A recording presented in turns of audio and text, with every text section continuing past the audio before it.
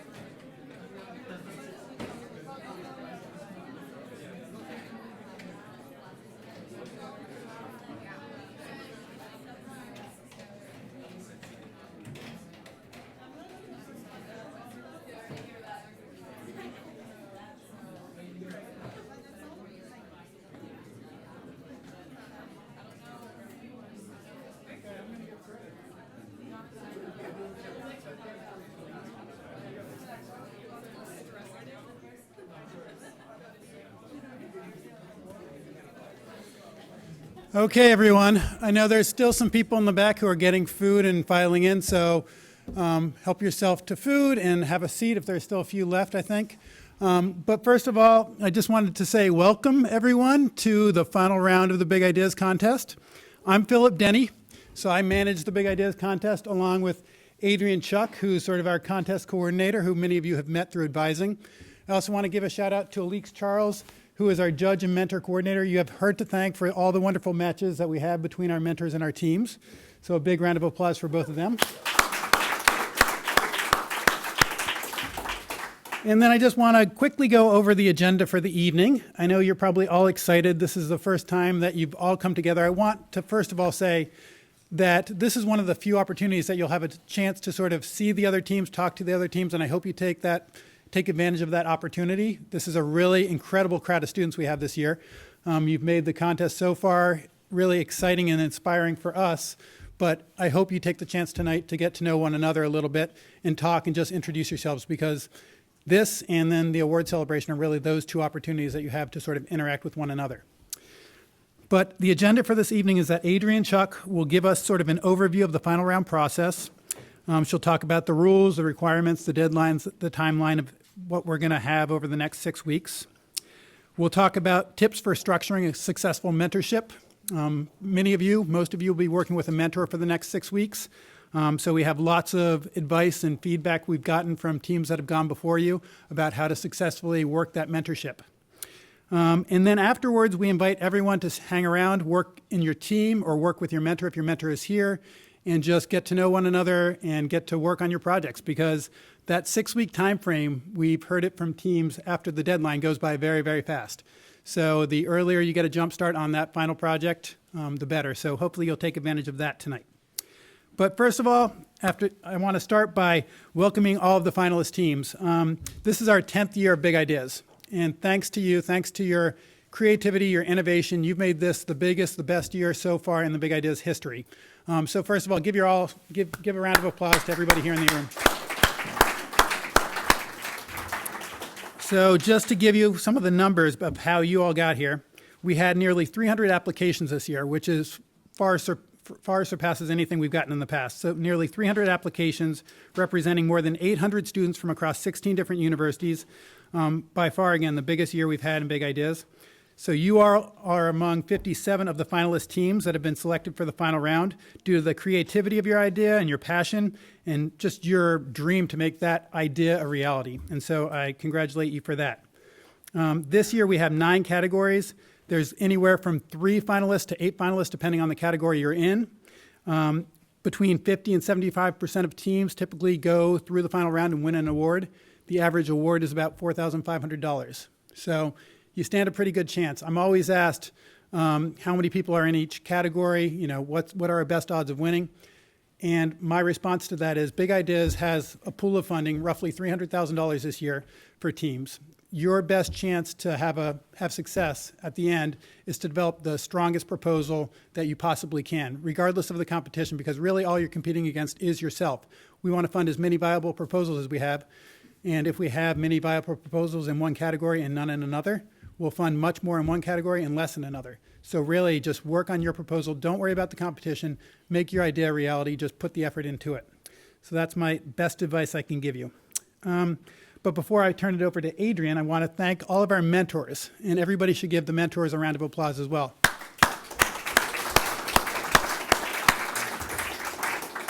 They've dedicated hours of their time over the next 6 weeks to help the teams. Many are UC Berkeley alums. Many are just people who want to be inspired by the student innovation in this room, and they just want to give back and see the next generation of change makers. So we thank them incredibly for their time. Without them, Big Ideas would not be possible. So thank you once again, mentors. And now, without further ado, I'll call up Adrian Chuck, who will go over the rules and regulations for the final round. So thank you all.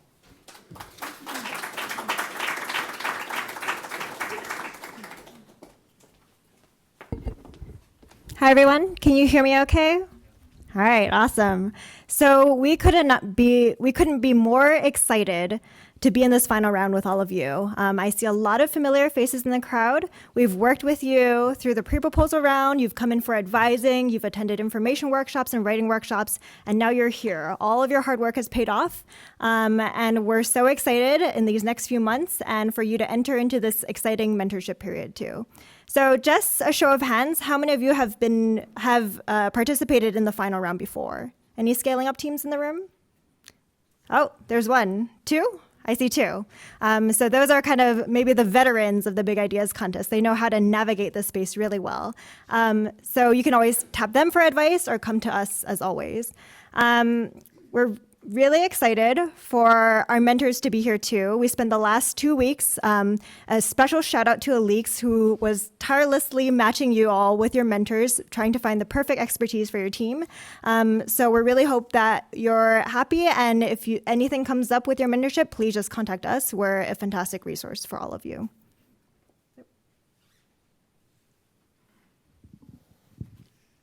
And I also want to say for anybody, and this is for the folks who are on the internet, you can email any questions you have to us at bigideas@berkeley.edu, and I'm monitoring the email during this presentation that Adrian will give, and I will answer the questions or we will direct them to the podium. As for any of you who've seen the information sessions before, it's always much more fun when we're having a conversation, so please do interrupt me at any time, ask questions. We want to make sure that this is an opportunity for you to fill whatever knowledge gap you have about the contest. So even though a lot of this information is in the mentor handbook, it's online, we want to just make sure that mentors and teams are all on the same page and you have kind of this basic set of information to move on and go into this final round for. So any questions right off the bat? Okay, I'm going to go over the timeline, the mentorship requirements, and then some key components that you'll have to pay attention to when you're crafting your full proposal, moving from a 3-page pre-proposal into your 10 to 15-page full proposal. All right, so you guys have all made it past the pre-proposal stage. Congratulations. You're now in the full proposal stage, which is divided between the mentorship and the award stages. So just really quickly, here's our timeline for the next just over 6 weeks. The kickoff is today, and this is where your mentorship starts. So this is where you begin interactions and meetings with your mentor. You have this mentorship until March 9th when you turn in your full proposal at 12 p.m. noon Pacific time. During this time, we have a bunch of different resources available to you. So writing workshops and editing blitz that you should all be quite familiar with. And in addition to that, we highly, as always, encourage you to come in for advising hours. So you should be coming into us, having us look over your proposal, make any big changes or small changes. We can do anything from proofreading to editing to kind of larger component suggestions that we can give to you. And just to let you know that in addition to the writing workshops that are coming up, we're also going to have some skills development workshops. Like I know we're going to have something on IP law coming up in the next few months. So please just check your email, be responsive. We'll be sending up updates in our Big Ideas newsletter and kind of other weekly communications emails. Any questions with that? I have a question. Yeah. Do you mind if we get you on the mic? For the people who are listening on the internet. Hi. Is that specifically with our mentors that we have been matched with, or is it just with any advisor? So the mentorship period, the 6.5 weeks of advising that you get is purely with your mentor. But I'm going to go into a little bit more detail about this. Your mentor isn't the only resource that you have in terms of developing your full proposal. So any advice you get on the side, any consultations that can, your deadline is essentially March 9th. So there's not much more work you can do, but feel free to reach out to others as well. Yeah, we'll go into this in a little bit more detail later, but use your mentor. They've been assigned to you because you had a specific sector question or because you had a specific skill that you needed addressed in your proposal. So use them and use their time wisely in those areas. If it's more general questions about components of the final proposal or about how to structure your proposal or about events or things coming up, you would direct those to Big Ideas. All right, any other questions? Okay, and the next stage is personally my favorite of the year. It's the awards stage, where we get to celebrate not only all of your accomplishments, but the accomplishments of all Big Ideas teams that have come through the last 10 years. So it's a really exciting time. Just for the IT for Society teams, are any of you here today? IT for Society? Great. So you should all be aware that you have a mandatory poster session coming up in April. It's on April 7th from 3 to 5 p.m. at Sutarja Dai Hall.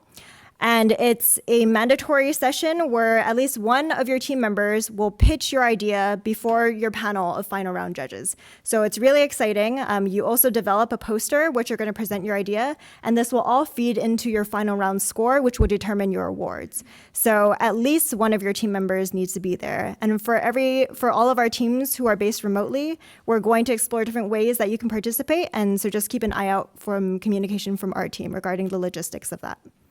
All right. Next, we have our People's Choice Video Contest. So how many of you are aware of this contest? You've seen them before? So your Big Ideas friends probably asked you to vote for their videos when they were posting this maybe last year or years before. But everyone who has come through our Big Ideas contest and applied and submitted a pre-proposal is eligible for this contest. So it's basically a 2-minute video that you create pitching your ideas. Feel free to do interviews, to use interactive visual aids as well. And then this goes on Facebook. Your friends like your video. The one with the most likes gets $2,500. So that's another award opportunity for you to win. Right after that, we'll have our notification of awards sometime in April. And then after we select our winners, we go on to have our grand prize pitch day, which is personally my favorite event of the year. Select teams from our pool of winners of this year's contest are invited to pitch their idea before a panel of really high-profile judges. So last year we had USAID people. We always have industry experts there. It's an event that we invite all of our mentors and all of our judges to come in and participate in. And then you get to see some of the most innovative, creative, and most viable projects from the year being presented before you. So tons and tons of fun. And then lastly, the award celebration, which is essentially a poster session that's held in this space. And all of our winners are invited to develop a poster and then share it with all of the other winners, as well as the mentors and judges in our network. So kind of a culmination of everything from this year. And this year, our award celebration is going to be especially big because it's our 10-year anniversary. So we're hoping to get tons of Big Ideas alumni here too, which are a great resource for you because they're also people who have been through this kind of the startup network and might be able to advise you as you move to bring your project forward. One thing I'll add is that all of these things that we added over the past 2 or 3 years to the Big Ideas contest were designed because not only is it an extra opportunity to win some funding for your projects, but it also will help you develop the skills and the materials that you'll need when you want to take your project out there and attract others to it. So the People's Choice Video Contest, that 2-minute video that you produce, is something that you can take to potential meetings or investor meetings and things like that. The award celebration is an opportunity for teams to come and talk about their project, to pitch their project to people who are in the room and get sort of experience doing that. The grand prize pitch day is more of a high-level pitch for those top 6 teams. So these are all, in terms of getting funding, there are opportunities for that, but really what it is an opportunity to develop the skills that you'll need as an entrepreneur. So I hope you all take advantage of them. And they're just a ton of fun, and we're gonna have all the same great food that you've had tonight too. So. All right, so now let's talk about the mentorship period and what is required of teams, mentors, and what you'll need to do together. So just a quick overview. You all should know this already if you've been checking your emails. The period is a little over 6 weeks, and it is now through the deadline. And your mentors were matched based on your express needs, so the application form that you filled out. It's a mixture of remote and in-person matches. And just for those people who are a little bit more concerned about the logistics of doing a remote mentorship, this has no correlation with the success or the winners that are chosen from each year. We've had equally successful teams that have had both remote and in-person matches, but we do recommend that you start your mentorship as soon as possible and start to have those meetings really early from the beginning. Just to remind you, there are additional opportunities for advising and support offered throughout this period. So your mentor is there as a resource, but we are also here as a resource as well. Additional things to pay attention to in the mentor handbook and on the website. And then make sure you all turn in your mentorship agreement form by February 1st. I've already had a couple teams email me just to ask for an extension. And if you know that you might need a later deadline, just email us and let us know. And at any point, let us know if concerns arise. So our Big Ideas team is going to be checking up on you on a regular basis just to make sure everything is going well. But please feel free to take the initiative to let us know if that's not the case as well. Yeah, one of the things we've seen in the past is that, and Adrian already stressed it, but I can't stress enough, is getting the mentorship off early. Because we've had teams that have contacted us 3 weeks in just because they hadn't been in contact with their mentor or because there was a dynamic issue with their mentor. And 3 weeks in, it's kind of late to find you a mentor in a 6-week period. So if you let us know, after the first week, if you haven't already been in contact with your mentor, that gives us the opportunity to reach out to the mentor, make sure that they're still on board, try and connect you again, or go out there and try and find you somebody who fits the skills that you need. So please let us know if you haven't met with your mentor, talk to your mentor within the first week.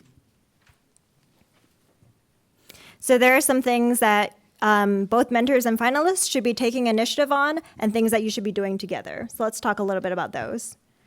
So mentors have committed to 1 to 2 hours per week of support, and this can take the form of making connections, providing feedback on the project's ideas, going through the judge feedback that you got in the pre-proposal round and letting you know which is the most important and which to focus on, and brainstorming additional funding sources, strategy, etc. These are industry experts, so we highly encourage you to leverage their expertise. But it's also important that mentors maintain strict confidentiality throughout this process. So many of our teams go on to implement these projects after they leave Big Ideas, and it can be a very careful situation that you have to respect. So please, mentors, talk this over with your team and do respect their confidentiality moving forward. Any questions on that from the mentor side? All right. So these are the things that you guys should both be doing together. Reviewing the mentor handbook, filling out the mentorship agreement, discuss primary areas of concern and areas for improvement, and agree on a common communication style, type, and then kind of appropriate responses. And then what teams can do to take initiative during this period is to share and discuss the contest rules, requirements, and judging criteria with your mentor. So all of you have been through the pre-proposal round. You're all experts on what's needed and what will make you succeed in the full proposal round. So make sure that your mentor is on board and clear on this as well. Also, we've facilitated this for you, but share and discuss your pre-proposal judge's feedback and your draft as well.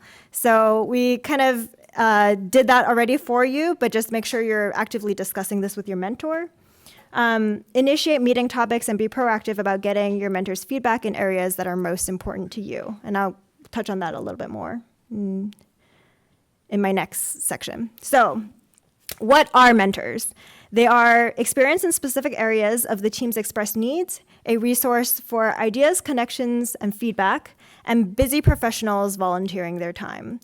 And they are not your project team members or contributors of extensive proposal writing and research, or the only source of expertise or technical knowledge. So on those last 2 points, please feel free to reach out to anyone that you think might help your project in addition to your mentor.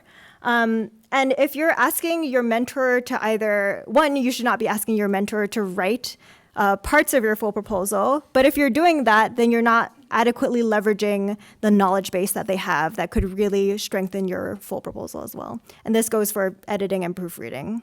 You have the Big Ideas team for that. All right. And now just some tips for a successful mentorship. And this is based on the 5 years of mentor matching that Big Ideas has done over the years. And this is the feedback that we've gotten from teams and mentors about what has led to a successful period. So teams, take initiative. Your mentors are busy. They have really challenging schedules. You should be the ones to constantly be scheduling meetings, be initiating contact. That's up to you. And I'll add to that. I mean, mentors want to work with teams that they see passion from. They want to work with teams that they see the energy from. So you have to show them that. You have to bring that energy, bring that passion, and take that initiative to reach out to them. And they're more likely to give you that time that you need. For those of you who have a handbook before you or have been able to review the handbook, there's also a mentorship worksheet where you lay out your goals and objectives of this period, and that's usually really helpful for framing your expectations for this round too. Establish work objectives, plans, and deadlines from the offset. If you have any scheduling difficulties, just kind of lay out your overall work plan for the period, and that will help you utilize your time most efficiently. Schedule regular meeting times, communication modes, and efficient knowledge sharing channels. So one of the problems that has come up in the past is that different team members will speak to the mentor on different weeks. So maybe two will do 1 week and then two will do another. But then there isn't the knowledge sharing that happened within the team, and the mentor had to repeat a lot of the information that they already told the team before. So make sure you're establishing these clear communication channels as well. As always, review the contest rules, make sure you know it in and out, and there are absolutely no knowledge gaps, because if you and your mentor agree on a certain part of the proposal and then you realize that it just really doesn't belong or doesn't strengthen it, then that would be a problematic thing to discover later on in the final round. Prepare for each meeting. It's always good to have an agenda, to have a set of questions, so you don't waste your mentor's time. There's only 1 to 2 hours per week that they're giving you. Leverage your mentor's expertise. So we gave you a short bio when we matched you with your mentor, but I would recommend going further and trying to find out as much as you can about their mentor, because there always might be some kind of connection or some kind of knowledge base that they have that you're not aware about that would really help your project. Avoid nonprofit nice. So this is a term that I heard recently and I really liked it. I think there's a tendency for people to not want to give hypercritical feedback just because they're afraid of offending the other person. So especially for mentors, these are student teams and they are learning, and always give constructive but critical feedback. But avoid being too nice or not saying things that wouldn't strengthen their proposal. So you should be asking questions, you should be pointing out holes in their argument, you should be challenging their assumptions, and really push the team, because the team will only benefit from all of your advice in the final round. But then also make sure that ownership stays with the team. So the team owns the idea, they are the experts, and make sure that you're not steering them into a direction that they wouldn't have otherwise gone on their own. All right, any questions? Great. So we have some additional resources for you as well. I want to highlight the onramp.berkeley.u resource. It was something that was put together by the Blum Center and Big Ideas, and it's really a massive website that gives you information on funding resources, on incubators, on additional skills that you could develop. So check out that link and make sure you look at what's available there. And we also bi-weekly send out the Big Ideas Bulletin. I think you all have received that, because now that you're finalists, you're on our mailing list. So, but in the Big Ideas Bulletin, we have news about past alumni who have come through Big Ideas, but we also have resources and events that will be of interest, funding resources and events that will be of interest to Big Ideas team. So make sure you scan over that, because there might be opportunities to leverage additional funding. And then just some additional kind of design and collaboration, project management, and communication resources. These are also in your mentor handbook. But some things to kind of help you develop your full proposal, like infographics. Balsamiq is great if you're developing some kind of application for a mobile phone and you need to do a mock-up of some sort. These are all great resources to kind of check out and plan your idea from. All right, so now we're going to talk about the full proposal. But before I move on to that, are there any questions about mentors, mentorship period, anything? All right. So you all are quite familiar with what you see before me, because you might recognize that some of these components come straight from the pre-proposal. So a lot of them will carry over directly. All you need to do is provide more evidence. If you've been able to do surveys or interviews, include them in, add them as your evidence base, and do more research to really hash out these sections and go into depths. So a lot of the things that you had to cut in your pre-proposal round, you don't have to in this full proposal round. Your full proposal is a 10 to 15 page document, not including references or appendices, but including a budget and a timeline, which I'll go over in a little bit. So What we ask in addition to these 4 components in the pre-proposal are an implementation timeline, a section for measuring success, and a budget. So let's talk about the timeline. It's your plan for your first year of implementation. So I've seen teams kind of do a Gantt chart for how they want to display this. I've seen them use visual aids. Sometimes teams will just build in their implementation timeline straight into their proposed innovation section. So however you want to lay that out, you just need to describe in detail what your plan is for your first year. And just so you know, the first year of implementation is defined as June 2016 to June 2017 because awards will be dispersed over the summer. Measuring success. So here is where you need to set up some kind of means of monitoring or measuring the impact of your progress, of your project. So we're not asking you to do an impact evaluation. We're not asking for some kind of extensive M&E system that you're setting up, but you will need to set up some kind of basic metrics tracking mechanism that will allow you to see whether or not you're making progress in your project. And these need to come back and connect directly to the goals that you've stated for your project as well. And then lastly, we want you to put together a budget, which outlines the expected expenses and revenues for the first year. So just so you know, because our Big Ideas prizes are capped at $10,000, you're not allowed to request any more than that $10,000 limit. It's definitely going to be the case where many of your projects surpass that in terms of their costs. But what you need to do is there's a grant section at the bottom of the budget template that's available online that you can use, that is available for you to use to put together your budget. But in that section, you'll need to lay out what your additional funding strategies are. So whether that's applying for grants or being able to charge a certain fee on your services, you'll need to lay that out. And again, we don't require at this stage, this final stage, that you have those commitments in pocket already. What we want it to know and what the judges want to see is that you've thought through other avenues to make up that budget surplus that you might have that goes beyond that $10,000. What other resources might you sort of try and tap? What other grant opportunities might you go after? And then, you put that into the revenue section. And then one last quick note on this section.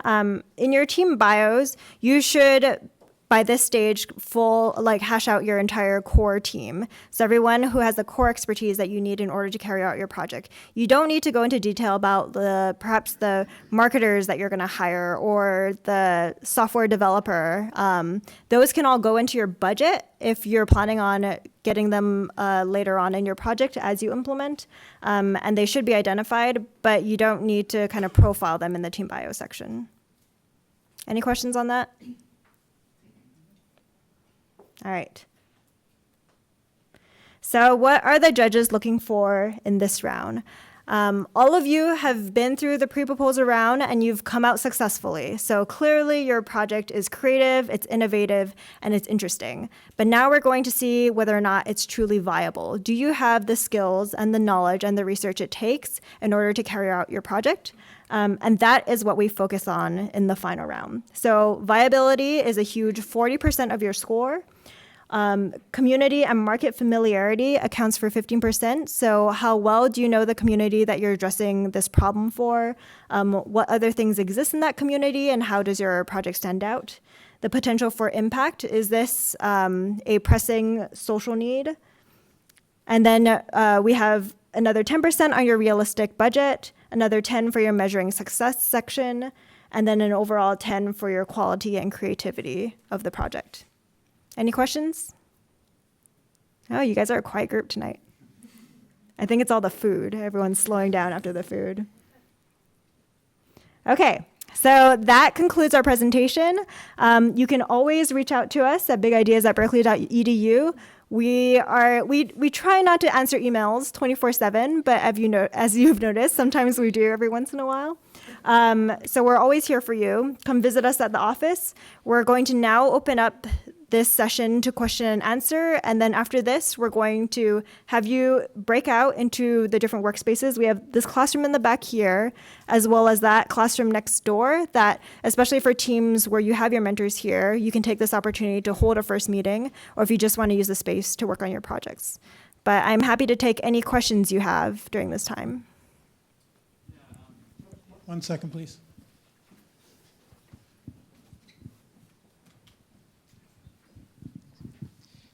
I have a question about the full proposal format, and I was wondering how much flexibility do we have to incorporate images or make it more of like a brochure type proposal instead of just text? So that's a fantastic question. I would highly encourage you to use images and to kind of change the format of the full proposal.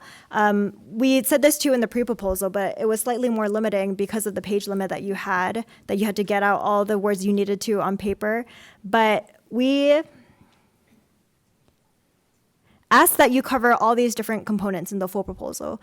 How you structure it and how you frame it and present it is all completely up to you. Whether that's in visuals, whether that's written text, you have full discretion on that. And I would actually say for a 10 to 15 page paper, it's going to be really hard to read it if all you're giving your judge is just straight text. So break it up, find ways to kind of format your proposal to make it more compelling. Yeah, the timeline, mock-ups if you're doing a web app, things like that really help break up the proposal, make it a little bit more digestible for the judges. So certainly incorporate those in a 15-page proposal. And in our writing workshop that we're hosting on February 17th, we're going to go through some samples of full proposals as well. Questions? Okay, group. Okay. So now we will break up. I think there's still a lot of food, so help yourself to food. Stick around. Please take the time to get to know one another because you all have such interesting projects. And once again, congratulations on the final round.